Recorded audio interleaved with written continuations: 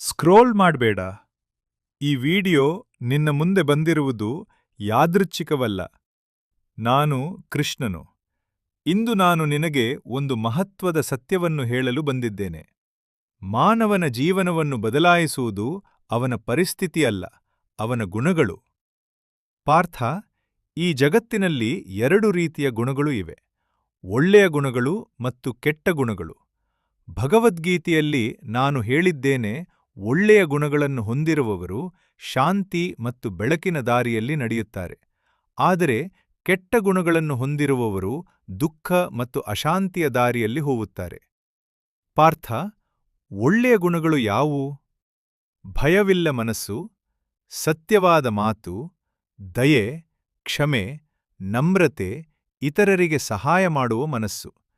ಈ ಗುಣಗಳು ಇರುವ ವ್ಯಕ್ತಿಯ ಹೃದಯದಲ್ಲಿ ಶಾಂತಿ ನೆಲೆಸಿರುತ್ತದೆ. ಆದರೆ ಕೆಲವು ಗುಣಗಳು ಮಾನವನನ್ನು ನಿಧಾನವಾಗಿ ಕತ್ತಲಿಗೆ ತೆಗೆದುಕೊಂಡು ಹೋಗುತ್ತವೆ.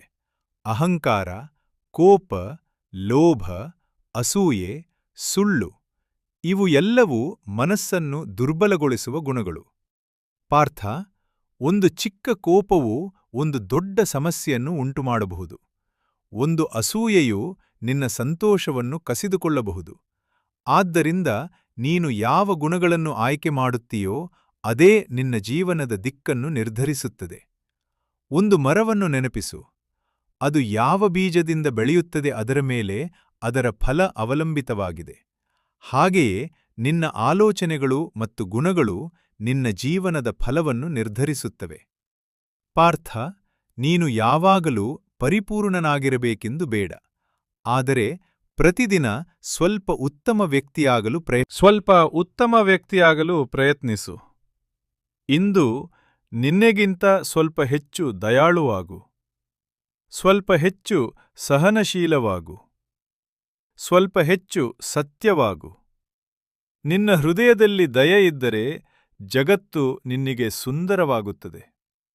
ನಿನ್ನ ಮನಸ್ಸಿನಲ್ಲಿ ಸತ್ಯ ಇದ್ದರೆ ನಿನ್ನ ಜೀವನದಲ್ಲಿ ಬೆಳಕು ಬರುತ್ತದೆ. ಪಾರ್ಥ, ಯಾದಿರಲಿ, ಒಳ್ಳೆಯ ಗುಣಗಳು ಕೇವಲ ನಿನ್ನ ಜೀವನವನ್ನು ಮಾತ್ರ ಬದಲಾಯಿಸುವುದಿಲ್ಲ, ಅವು ನಿನ್ನ ಸುತ್ತಲಿನ ಜನರ ಜೀವನವನ್ನೂ ಬೆಳಗಿಸುತ್ತವೆ. ಆದ್ದರಿಂದ ಇಂದು ಒಂದು ನಿರ್ಧಾರ ಮಾಡು. ಅಹಂಕಾರವನ್ನು ಕಡಿಮೆ ಮಾಡು. ಕೋಪವನ್ನು ನಿಯಂತ್ರಿಸು. ಅಸೂಯೆಯನ್ನು ಬಿಡು ಮತ್ತು ದಯೆ, ಸತ್ಯ ಮತ್ತು ನಮ್ರತೆಯನ್ನು ಆಯ್ಕೆ ಮಾಡು. ನೀನು ಈ ದಾರಿಯಲ್ಲಿ ನಡೆದರೆ ನಿನ್ನ ಜೀವನದಲ್ಲಿ ಶಾಂತಿ ಮತ್ತು ಸಂತೋಷ ಬರುತ್ತದೆ. ನನ್ನ ಆಶೀರ್ವಾದ ಯಾವಾಗಲೂ ನಿನ್ನ ಜೊತೆ ಇರುತ್ತದೆ. ಈ ಸಂದೇಶ ನಿನ್ನ ಹೃದಯಕ್ಕೆ ತಲುಪಿದರೆ ಕಮೆಂಟ್ನಲ್ಲಿ ಜೈ ಶ್ರೀ ಕೃಷ್ಣ ಎಂದು ಬರೆಯು. ನಾಳೆ ಮತ್ತೆ ನಿನಗೆ ಒಂದು ಹೊಸ ಸಂದೇಶ ಕೊಡುತ್ತೇನೆ. ಹರಿ ಓಂ.